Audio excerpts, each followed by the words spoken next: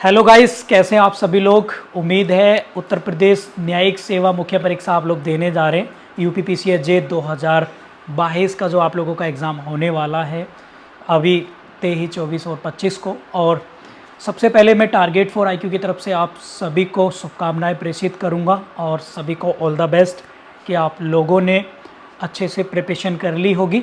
इस वीडियो में मैं कुछ इम्पोर्टेंट बातें आप लोगों के साथ शेयर करने जा रहा हूँ जो आप लोगों को मेंस एग्ज़ाम के दौरान याद रखनी है। जैसे अगर मैं सबसे पहले जीएस पेपर में पढ़ाता हूँ तो उसी के संदर्भ में मैं आप लोगों से बात करूँगा किन किन बातों को आप लोगों को ध्यान रखना है। ओवरऑल जो बातें ध्यान रखनी है, एक तो आप लोग जो पेन लेके जाएं, कम से कम ऐसे पेन लेके जाएं जो आप लोग अभी यूज़ कर रहे हैं। एकदम से नया पेन ना हो, कभी कभी गड़बड़ हो जाती है और चलाने में पैनिक होता है। और जिस कंपनी का भी पेन यूज़ कर रहे हैं तो वही पेन आप लोग लेके जाइए। ऐसा कुछ नहीं है कि महंगे पेन लेके जाएं सस्ते, जिससे आप लोगों को कंफर्ट हो, पहली बात। दूसरा ये है कि यूपी जुडिशरी जैसे एग्ज़ाम में या यूपी पीसीएस में, उत्तर प्रदेश लोक सेवा आयोग में, ज़्यादा शब्दों से अगर आप अधिक लिखते हो, वर्ड्स लिमिट क्रॉस करते हो ज़्यादा, +-5 चल जाता है, कोई दिक्कत नहीं, तो पेनल्टी भी पड़ जाती है। दूसरा ये है कि फॉर्मेट उचित हो, लैंग्वेज और लाइन इक्वल हो, सेंटेंस मेकिंग अच्छी हो, खासकर जब बड़े लॉन्ग क्वेश्चन आते। सेंटेंस मेकिंग उनमें ज़्यादा अच्छे से करनी है। सेंटेंस मेकिंग मतलब लैंग्वेज, भाषा का ध्यान रखना है, जहाँ पर 75 शब्दों से 100 शब्द 100+ वर्डों में आप लोगों को मेंस क्वेश्चन आ रहे हैं। अब मान लीजिएगा 25 शब्दों में, 30 शब्दों में, 50 शब्दों में आ रहे, तो वहाँ लैंग्वेज की जगह आप ज़्यादा से ज़्यादा टू द पॉइंट लिखिए। और ऐसे प्रश्नों का आंसर लिखते समय जब आप जैसे प्रीलिम्स में सिनॉप्सिस बनाते थे, ऐसे ही डायरेक्ट बना दीजिएगा, बिकॉज ज़्यादा डेटा होगा तो ज़्यादा मार्क्स आप लोग सिक्योर कर सकते हैं। दूसरा, आप कटिंग से बचें। और अगर कोई क्वेश्चन आपसे नहीं आ रहा है, बिल्कुल भी नहीं आता है, तो फिर भी कोई तार्किक ज्ञान या कोई ऐसा मिलता जुलता आप आंसर करने की कोशिश करेंगे जो आप लोगों को याद आता है। जैसे मान लीजिएगा नाटो आप लोगों को लिखने के लिए आया, अब हो सकता है किसी बच्चे को नाटो बिल्कुल भी नहीं पता है, तो कम से कम आपको कॉमन सेंस लगाना है कि यार ऑब्जेक्टिव नहीं पता इसका क्या है, स्थापना का वही नहीं पता है, कौन अध्यक्ष नहीं पता, तो बस आप लिख सकते हैं कि एक इंटरनेशनल ऑर्गेनाइजेशन है जो अभी रशिया यूक्रेन की वजह से चर्चाओं में रहा, और इसके ऑब्जेक्टिव आप लिख सकते हैं कि कोऑपरेट करना, आप सहयोगियों को, सहयोगी देशों को, या एक दूसरे की मदद करना। बना के लिखेंगे तो उसी सेंस में लिखेंगे, ठीक है। तो मतलब मेरा कहने का मतलब है कि यूनिवर्सिटी और वैसा एग्जाम तो है नहीं कि आप लोग कुछ भी लिखे आएंगे, कॉपी भर के मार्क्स मिल जाएंगे, नहीं, क्योंकि कॉपियों का रिव्यू भी होता है। जब आप एक वर्ड लिमिट क्रॉस कर देते हो या मार्क्स ज़्यादा मिलते हैं तो फिर दूसरे टीचर के पास भी आपकी कॉपी जाती है। सेकेंड थिंग, आप लोगों को जीएस पेपर में अब आने वाले दिनों में, 2-3 दिनों में, आप ज़्यादा फैक्चुअल डाटा पे ध्यान रखिए। जैसे full form, person, place, books name, इनको आप ज़्यादा रिकॉल कर लीजिए, क्योंकि ये एक्यूरेसी को स्ट्रॉन्ग करेंगे। मतलब एक फुल फॉर्म एक नंबर तो 100% एक्यूरेसी होगी। मान लीजिएगा 5 नंबर का कोई लॉन्ग क्वेश्चन आ रहा है, तो आप उसे बेहतर कितना भी अच्छा लिख दोगे तो मैक्सिमम 60%, यानी 5 में से 2.5 नंबर या 3.5 नंबर मिलेंगे। लेकिन 5 बुकें आप लोगों की याद हैं तो 5 के 5 हो गए। इसलिए फैक्चुअल डाटा को आने वाले दिनों में, मतलब जो भी आप लोगों के पास समय है, उस पर आप लोगों को प्लीज़ ज़्यादा फोकस करना है, ठीक है। सेकेंड थिंग कि आप लोगों को जो सेल्फ नोट्स आपने बना रखे हैं, आप लोगों को वो ज़्यादा रिवाइज करने हैं। जिन लोगों ने टारगेट फॉर आईक्यू की मैगजीन परचेज करी है, उसको आप लोग बार बार रिवीजन करिएगा। और पॉलिटी ज़्यादा, जीएस में पॉलिटीज इशूज़, पॉलिटी, फंडामेंटल राइट्स और ये सब्सटेंटिव लॉ में भी रखेगा, इस पे आप थोड़ा सा प्लीज़ ध्यान दे लेंगे तो और भी बेहतर रहेगा लास्ट समय पर। साथ में क्वेश्चन मार्क, क्वेश्चन लिखते समय उसका नंबरिंग और उसका कौन सा नंबर है। जैसे क्वेश्चन नंबर फर्स्ट का बी है, दूसरे का सी है, तो बड़ा बड़ा लिखें ताकि एग्जामिनर को इजी रहे। मीन्स हमारा ऑब्जेक्टिव जो होना चाहिए वो होना चाहिए कि किस तरीके से एग्जामिनर को हमारी कॉपी में कंफर्टेबल लगे। यदि एग्जामिनर आपकी कॉपी चेक करते समय कंफर्ट होगा तो खुशी खुशी आपको मार्क्स देगा। आप उसे सस्पेंस में रखेंगे या इस तरीके से आप गलतियां करेंगे तो उसका नुकसान भी आप लोगों को भुगतना पड़ सकता है। लिहाजा आप लोगों को क्वेश्चन मार्किंग करते समय, मतलब क्वेश्चन नंबर डालते समय, ध्यान रखना है कि किस क्वेश्चन का कौन सा नंबर है, और सभी क्वेश्चन अटेम्प्ट करके आने की आप पूरी कोशिश करिए।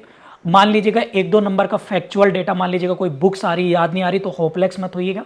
परंतु लॉन्ग क्वेश्चन यदि आप लोग छोड़कर आ रहे हैं तो फिर आप लोगों का सिलेक्शन पर जो है प्रश्न चिन्ह लग सकता है, बिकॉज मुख्य परीक्षा में ही डिसाइड करती है आप लोगों को सिलेक्शन होगा या नहीं होगा। यानी मुख्य परीक्षा में जितने मार्क्स आप सिक्योर कर सकते हैं उतना ही आप लोगों के लिए बेनिफिट रहेगा। राइटिंग, आप लोग, बहुत सारे लोग पूछते हैं कि सर राइटिंग कैसी हो, गलत है या नहीं है, तो आप लोग प्लीज़ राइटिंग पे आप लोग ध्यान रखेंगे कि राइटिंग कम से कम ऐसी हो कि कोई भी व्यक्ति उस कॉपी को आसानी से पढ़ ले। यानी ध्यान से उस कॉपी को आप लोगों को इतनी लैंग्वेज ऐसी लिखनी है कि एग्जामिनर को हिचकिचाहट ना हो, कन्फ्यूजन ना हो, सस्पेंस ना हो, नहीं तो वो आप लोगों को फ़ायदा नहीं होगा, आपको नुकसान उठाना पड़ सकता है। ठीक है। दूसरा ये है कि कभी कभी क्या होता है, एक लाइन इधर चली गई, एक इधर चली गई, ओवर राइटिंग से आप लोगों को बचना है। साथ ही साथ डेटा, जितना फैक्चुअल डेटा आप जुडिशियल एग्जाम में यूज़ करेंगे, डेटा मीन्स कि बहुत सारे बच्चे, हम लोग यूनिवर्सिटी से पढ़े हैं, तो यूनिवर्सिटी एग्जाम जो एकेडमिक एग्जाम होते हैं, कॉमन लैंग्वेज जो है लिखने की कोशिश करते हैं, लेमन लैंग्वेज, लेकिन आप फैक्ट और डेटा ज़्यादा यूज़ करेंगे तो वो एक इम्पैक्ट डालेगा जीएस पेपर के कॉन्टेस्ट में। बात क्लियर होगी आप सभी को?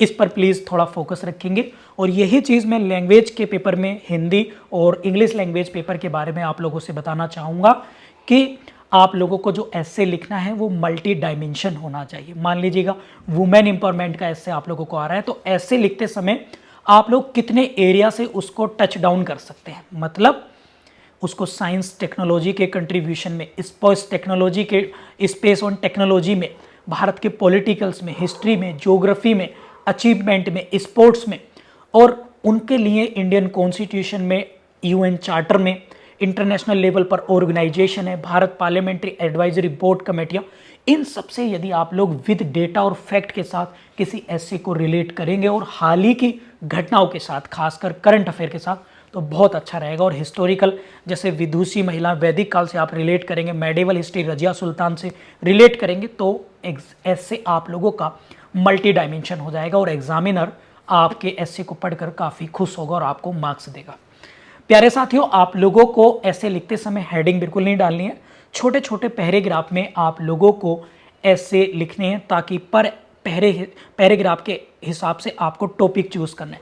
मान लीजिएगा एक पैराग्राफ है, तो इसमें आप लोगों को आधुनिक भारत की महिलाओं में, मॉडर्न हिस्ट्री की बात कर रहा हूँ, तो उसमें महिलाओं का क्या कंट्रीब्यूशन रहा, एक पैरा हो गया। उस पैरे में फिर दूसरे ग्राउंड को, दूसरे सब्जेक्ट को रिलेट ना करें, पैराग्राफ चेंज करें। पैराग्राफ हार्डली आप लोग 3 से 4 लाइनें या मैक्सिमम 5 लाइनों तक रख सकते हैं। कभी कभी क्या होता है, मैं लॉ पेपर के कंटेस्ट में एक बताना चाहूँगा, या जीएस के जो लॉन्ग क्वेश्चन आएंगे, हम लोग लिखते चले जाते हैं। जैसे एग्जांपल दे रहा हूँ आप लोगों को, मान लीजिएगा क्वेश्चन आया, चुनाव आयोग क्या है, व्हाट इज इलेक्शन कमीशन। आपसे क्वेश्चन इसी का पार्ट है कि राज्य निर्वाचन आयोग और निर्वाचन आयोग में जो केंद्र सरकार में है, उनमें अंतर क्या है। आपसे फिर इसी क्वेश्चन का पार्ट है कि इलेक्शन कमीशन के उद्देश्य, कार्य और शक्तियाँ बताइए। तो आपको जिस ऑर्डर में क्वेश्चन पूछा है, बिकॉज ये क्वेश्चन 3 पार्ट में हो गया, पहले पूछा व्हाट इज इलेक्शन कमीशन, फिर पूछ लिया दोनों का अंतर क्या है, फिर इसके सिग्निफिकेंस पूछ लिए, फिर इसके वर्क ड्यूटी पूछ ली। जिस जिस ऑर्डर में क्वेश्चंस को डाला गया है, उस ऑर्डर में आपको आंसर पैराग्राफ में या उसी फॉर्मेट में आप लोगों को लिखने की कोशिश करिए। अब आप लोगों से पूछा गया था अंतर बताइए, आप अंतर की जगह उसको परिभाषित करने लगे, या आप अंतर करने की बजाय आप एक्सप्लेन करने लगे, तो यहाँ पर मेथड गलत हो जाएगा और आप लोगों को मार्क्स गंवाने पड़ेंगे। इसलिए प्यारे साथियों, आप लोगों को इससे बचने के लिए ज़रूरी है कि जब भी आप एक टॉपिक कंप्लीट करें या पैराग्राफ कंप्लीट करें, तुरंत ही आप रीड करें क्वेश्चन पेपर में क्वेश्चन क्या कह रहा है, क्वेश्चन को ब्रेक करके आसानी से लिखेगा। ये चीज़ आप लोगों को लॉ पेपर में याद रखनी है, या फिर जीएस के ऐसे क्वेश्चन जो बड़े लेवल पर आते हैं। जैसे एग्जाम्पल के तौर पे 1-2 क्वेश्चन और बता सकता हूँ आप लोगों से आ सकता है कि अब भारत की अर्थव्यवस्था क्या है, व्हाट इज इकोनॉमिक्स। आपसे पूछा जा सकता है भारत की अर्थव्यवस्था से आप क्या समझते हैं। आप लोग कहेंगे भारत एक विकासशील देश है जिसकी अर्थव्यवस्था मिश्रित है, तो आप इससे क्या समझते हैं। तो हर कीवर्ड के मीनिंग से आप लोगों को लिखना है। पहले आप लोगों को लिखना है व्हाट इज इकोनॉमी, फिर इंडियन कॉन्स्टिट्यूशन, इंडियन कॉन्टिनेंट के, भारत के परिप्रेक्ष्य में आपको आंसर लिखना है, और फिर आपको बताना है व्हाट इज मिक्स इकोनॉमी। इसी तरीके से हर क्वेश्चन के कीवर्ड को अंडरलाइन करते हुए बिंदुवार तरीके से 1 by 1, पॉइंट टू पॉइंट आप लोगों को इस पर काम करने पे मार्क्स मिलेंगे। आप लोग समय से पहले एग्जाम सेंटर जरूर पहुंच जाएं। ऐसे पेन आप लोग यूज़ करें जो डेली आप लोग यूज़ कर रहे हैं, शब्दों का सबसे बड़ा खेल है मुख्य परीक्षा में, और पेशेंस का। कभी कभी क्या होता है कि जर्नली हम भावनाओं में आ जाते हैं, हतोत्साहित हो जाते हैं, जो क्वेश्चन हमसे बहुत ज़्यादा आता है उस पर ज़्यादा समय हम लोग दे देते हैं, और इसका परिणाम ये होता है कि क्वेश्चन पेपर हमारा छूट जाता है। यदि आप लोगों से क्वेश्चन पेपर छूट रहा है तो आप लोगों को पढ़ते समय ही क्वेश्चन ये पता लग जाएगा कि क्वेश्चन का पेपर का लेवल क्या है। यदि आप लोगों को पता लग जाए कि क्वेश्चन पेपर का लेवल हमारे अनुसार टफ है, तो आप लोगों को इजी वाले क्वेश्चंस को ज़्यादा समय नहीं देना है, इतना ही समय आपको बराबर देना है। यदि कुछ क्वेश्चन तो ऐसे आएंगे जो बहुत इजी होंगे, यदि इजी क्वेश्चंस पर आपने ज़्यादा समय दे दिया तो फिर जो टफ या मॉडरेट क्वेश्चन है, एक तो आप उनसे वैसे ही डिमोटिवेट हो चुके हो, ऊपर से फिर और समय कम रहेगा तो फिर वो बाहर कर देंगे आपको फाइट से।